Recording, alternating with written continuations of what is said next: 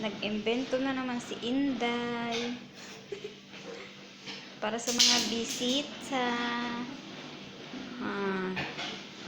Diba? Abutin ko ng 1 minute. Okay. Naku, nag-inggit na naman tong nigra na to.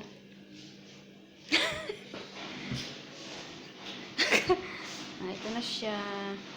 Ito na yung forma niya. May bisita kasi. Diba?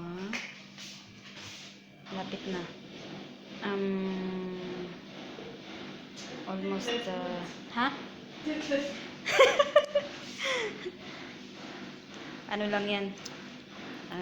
Strawberry, orange, tsaka yung watermelon, tsaka melon lang. Tsaka grapes.